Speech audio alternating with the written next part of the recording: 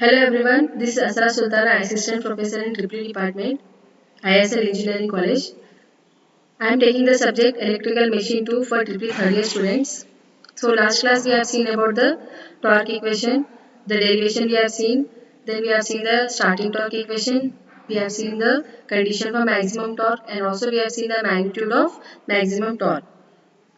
So today's class we are going to see the torque slip characteristics, speed torque characteristics, losses of induction motor and power flow in induction motor. So let us now see the torque slip characteristics of induction motor. So this is the torque slip characteristics. On x-axis we are taking slip and y-axis we are taking torque. As induction motor is loaded from no load to full load, its speed decreases and hence the slip increases. Okay, so we know this formula that whenever load increases, speed will decrease and hence slip will increase. So because of this increased load, motor has to produce more torque to satisfy the load demand. So slip increases, so torque also should increase to satisfy the load demand. The curve obtained by plotting torque against slip from S is equal to 1 to S is equal to 0 is called as torque slip characteristics. Okay. So from S is equal to 1 to S is equal to 0, we are plotting a curve between torque and slip. Then that is called as torque slip characteristics of induction motor. Okay. S is equal to 1 will be at start and S is equal to 0 will be at synchronous speed. For constant supply voltage, E2 is also constant. So we can write torque equation as torque proportional to SR2 by R2 square plus SX2 whole square. So previously what we got torque equation we got as torque proportional to SE2R2 by R2 square plus SX2 whole square. So what we are telling here that supply voltage E2 is constant. So we can write that E2 is constant. So we can eliminate that. So torque will be now proportional to SR2 by R2 square plus SX2 whole square. So what we are doing here, we are taking two regions here, that is low slip region and high slip region. So low slip region, what we are telling here, that in this region slip is very small and due to this the term Sx2 whole square is so small that compared to R2 square it can be neglected. So here in this equation what we are doing here, slip is very small. So Sx2 whole square term is also very small compared to R2 square and we are neglecting this entire term. So now torque will be proportional to what? SR2 by R2 square.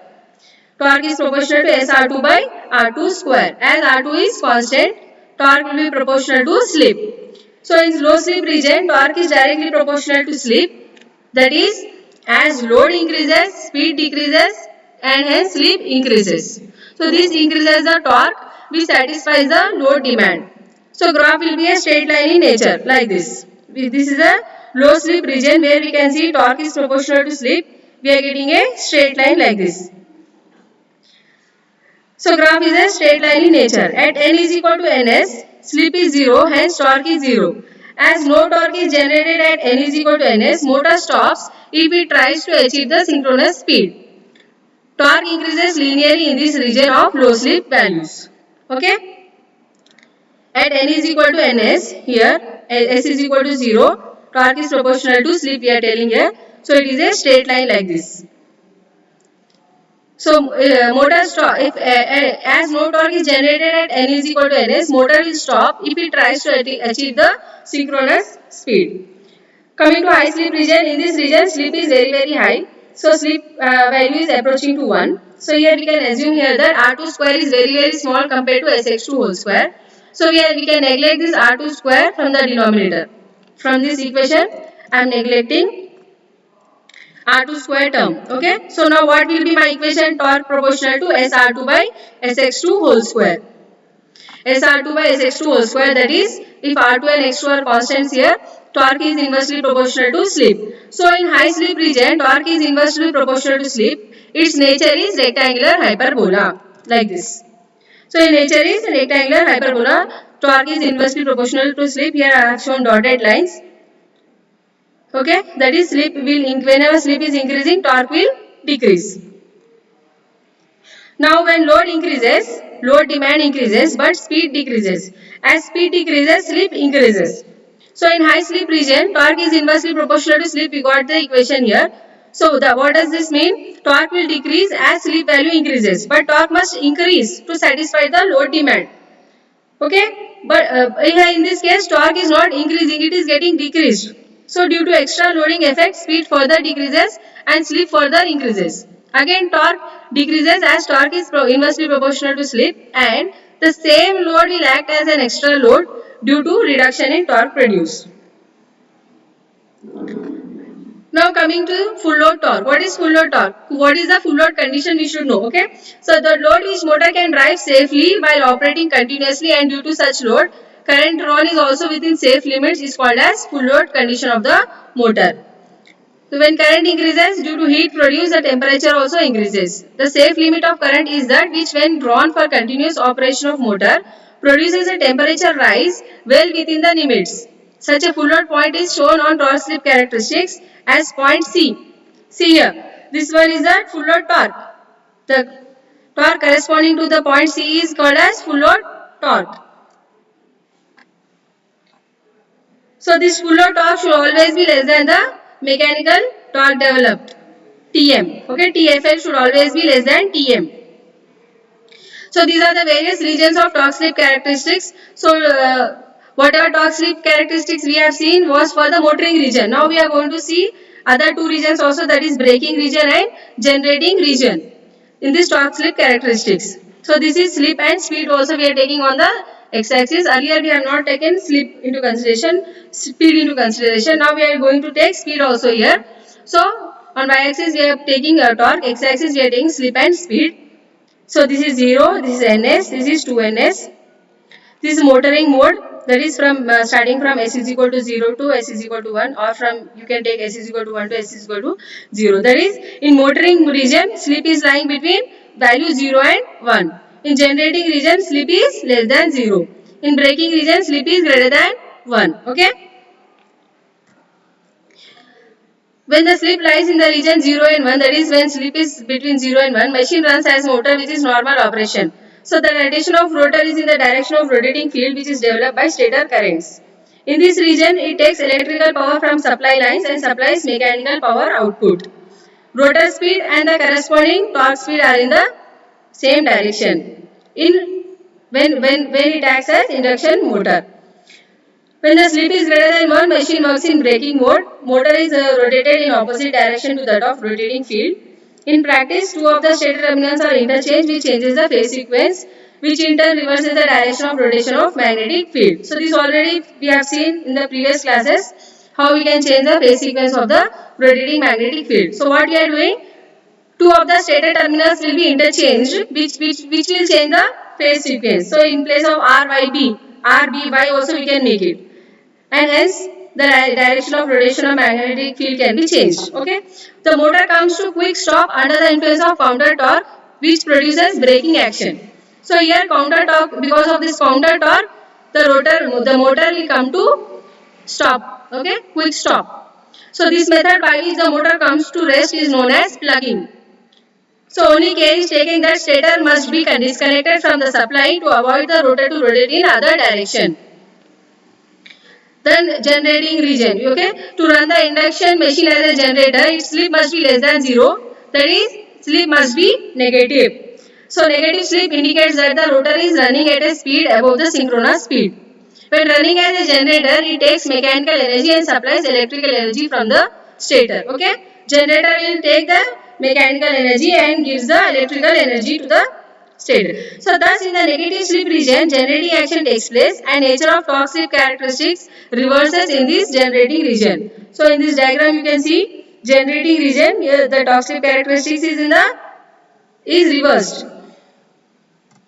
So what we are telling here, when slip is between 0 and 1, it is acting as a motor. When slip is less than 0, it is acting as an induction generator. Slip is greater than 1, braking mode. Okay, braking region.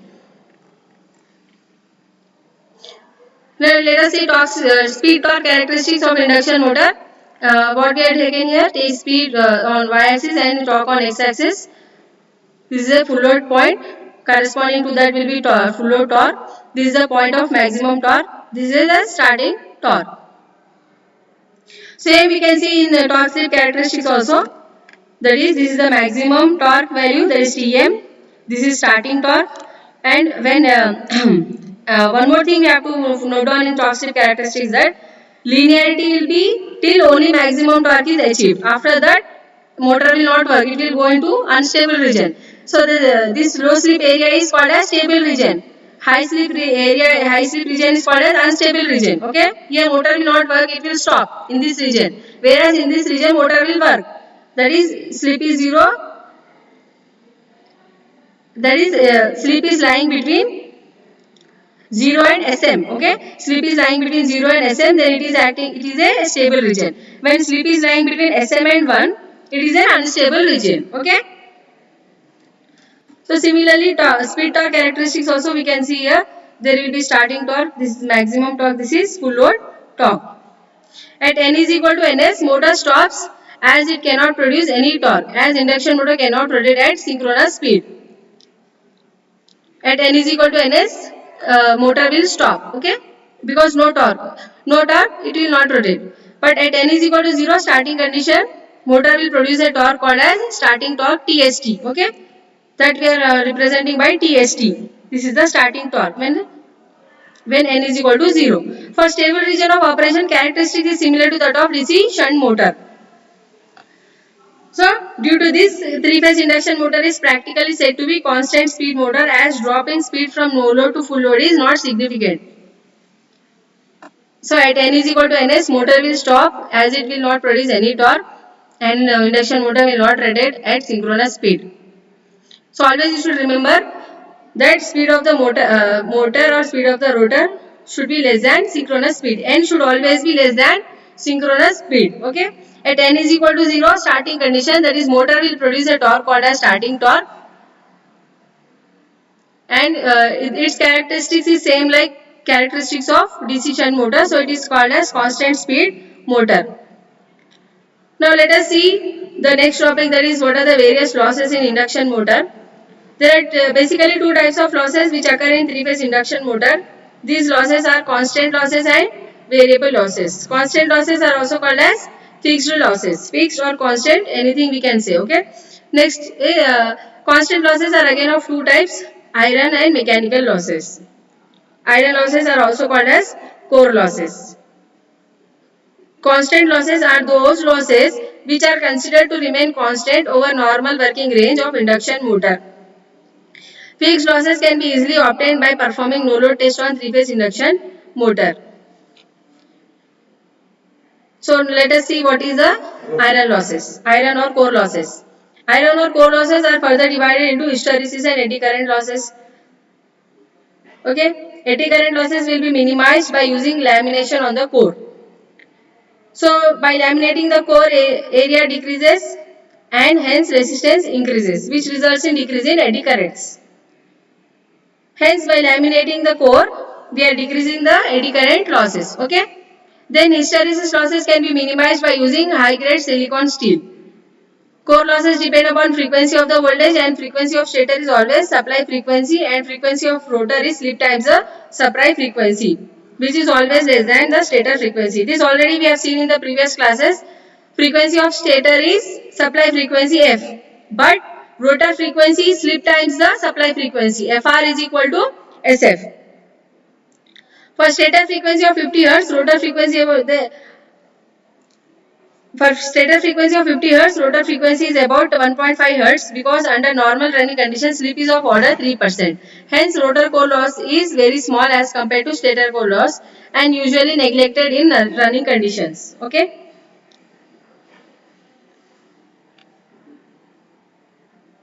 Rotor core loss is very small and can be neglected. We are taking into consideration only the stator core losses. Coming to mechanical losses. Mechanical losses occur at the bearing, and brush friction losses occur in wound rotor induction motor. These losses are zero at start, and with increase in speed, these losses will increase. In three-phase induction motor, speed usually remains constant. Hence, these losses are almost constant. Now, let us see variable losses. These losses are also called copper losses, or copper losses are also called as variable losses. These losses occur due to current flowing in stator and rotor windings. As load changes, current flowing in rotor and stator winding also changes, and hence these losses also changes. I square R, variable losses or copper losses are I square R losses. So as current changes, losses also changes. So these losses are called as variable losses. The copper losses are obtained by performing blocked rotor test on three-phase induction motor. Okay. We are going to see no load and blocked rotor test in the next coming classes. The main function of induction motor is to convert electrical power into mechanical power. So during this conversion of electrical energy into mechanical energy, power flows through different stages. So we are going to see that various stages of power flow in an induction motor. So this is the diagram showing the power flow in induction motor. We can see here stator, rotor and load. Okay. P in is the net electrical input given to the stator. It has to supply stator losses. Then P2 is the stator output that is given as rotor input. Okay. Whatever stator output we are getting, that is given as input to the rotor. That value I am representing by P2.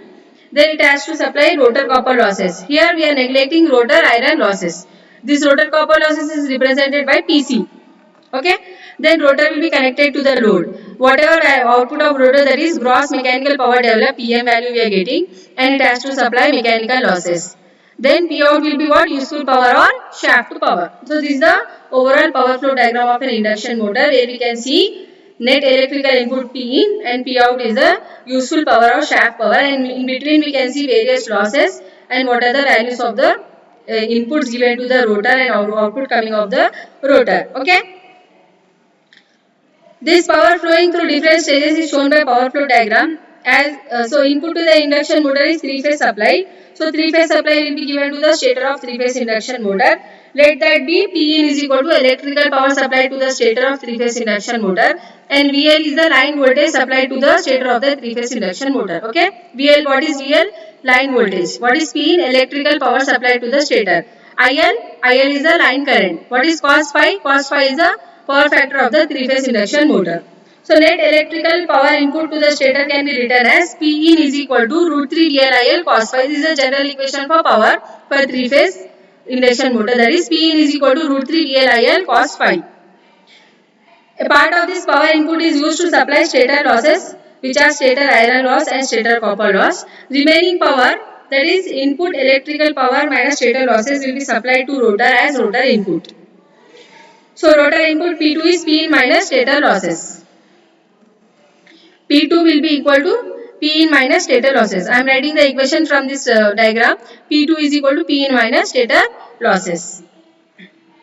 Now rotor has to convert this rotor input into mechanical energy, but this complete input cannot be converted into mechanical output, as it has to supply rotor losses. Okay. What are these rotor losses? They are of two types: rotor iron loss and rotor copper loss. Since iron loss depends upon rotor frequency, which is very small when the rotor rotates, so it is usually neglected. So the rotor has only rotor copper loss now. We are neglecting rotor iron losses. We are considering only rotor copper losses. Therefore, rotor input has to supply these rotor copper losses. After supplying the rotor copper losses, the remaining part of rotor input P2 is converted into mechanical power PM. Okay. In the power flow diagram, we have seen that input to the rotor is P2 and output to from the rotor is PM. Okay. So what is PC? PC we have seen it is a rotor copper loss. I2 is the rotor current under running condition. What is R2? R2 is the rotor resistance. PM is the gross mechanical power developed. The formula for PC is 3I2 square R2 and formula for PM is P2 minus PC. So when we go back to this diagram, we can see PM is equal to what? P2 minus PC. PM is P2 minus PC. Now this mechanical power developed is given to the load by the shaft, but there occur some mechanical losses like friction and windage. Okay. So this gross mechanical power developed had to be supplied to these losses. Therefore, net output power developed as a shaft, which is finally given to the load, is P out. Now what will be P out? P out will be PM minus mechanical losses. What is this? Mechanical losses, friction and windage losses. P out is called as shaft power or useful power. P out is PM minus mechanical losses. This also we can see from the diagram. P out is equal to what? P out is equal to PM minus mechanical losses. So three equations we have seen here. P2 is P in minus stator losses. PM is equal to P2 minus PC and P out is equal to PM minus mechanical losses. Efficiency of three-phase induction motor. So what is efficiency? Efficiency is defined as the ratio of output to input. Efficiency is equal to output by input. Rotor efficiency will be what? Rotor output by rotor input. So here in this diagram you can see rotor output is what? PM. Rotor input is P2. So what will be efficiency of rotor? PM by P2. And what is motor output? Motor output is P out. Motor input is P in. So efficiency of induction motor will be what? P out by P in. Okay. This is the efficiency of motor and this is the efficiency of rotor. PM by P2 efficiency of rotor. P out by P in efficiency of motor. Efficiency of three-phase induction motor. Gross mechanical power developed that is PM by P2 for rotor and power developed by shaft by electrical power input to the motor will be the induction motor efficiency. That is P out by P in is the three-phase induction motor efficiency. Now let us see the efficiency curve of three-phase induction motor. So this is the efficiency curve for three-phase induction motor. Y-axis we have taken percentage efficiency, x-axis we have taken the output of motor. So this is efficiency is increasing till maximum efficiency is attained. That is maximum efficiency will be attained at variable loss is equal to constant loss condition. So whenever variable losses is equal to constant losses, efficiency will be maximum and after that efficiency will start decreasing after that point. Okay. So ratio of net power available at the shaft and the net electrical power input to the motor is called as overall efficiency of an induction motor. Maximum efficiency will occur when variable losses become equal to constant losses. When motor is on no load, current drawn by the motor is very small, hence efficiency is low. And as load increases, current increases, so copper loss also increases. When such variable losses achieve the same value as that of constant losses, efficiency attains its maximum value. If load is increased further, variable losses become greater than constant losses, hence deviating from the condition for maximum and efficiency will start decreasing. Okay. Here, after this point, if load is again increased further, it will move out from this point. That is, now the variable loss is not equal to constant loss.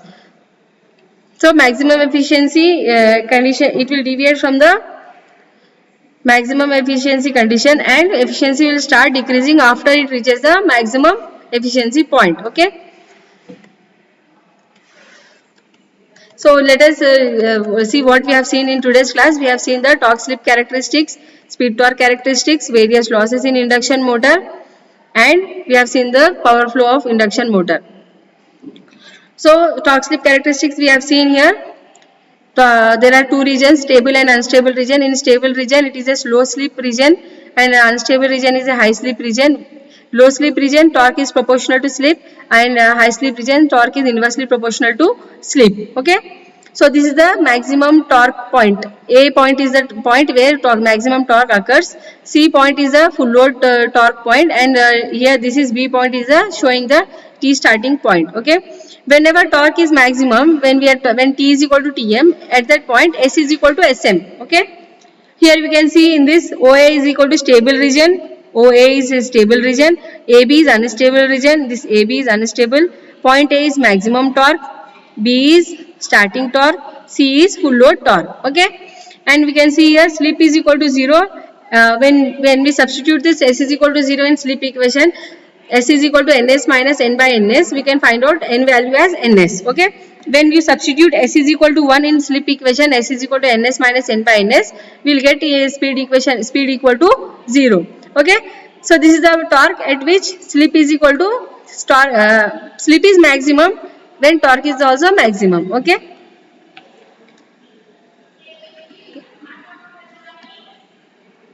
So always you have to remember that full load torque is less than gross mechanical torque developed. Okay. So the load which motor can drive safely while operating continuously and due to such load current drawn is also within safe limits is called full load condition. Okay. So we have to know what is the full load condition of a motor. That is the safe value. The value should be within the safe limits. then that is called as full load condition. That is, if current increases due to heat produced, the temperature will also increase. So temperature increases, and the safe limit of current is that which, when drawn for continuous operation of motor, produces a temperature rise well within the limits. So the current increases, temperature also increases. So this temperature rise should be within the limits. Then that is called as full load condition of motor. And in the torque slip characteristics, that point we are denoting it by point C, and that corresponding torque is TFL. Okay, to full load torque. Full load torque is less than Tm. Okay. Then we have seen various regions of torque slip characteristics. When S lies between 0 and 1, it is motoring region. When S is less than 0, it is generating region. When S is greater than 1, it is braking region. Okay. This is the torque slip characteristics.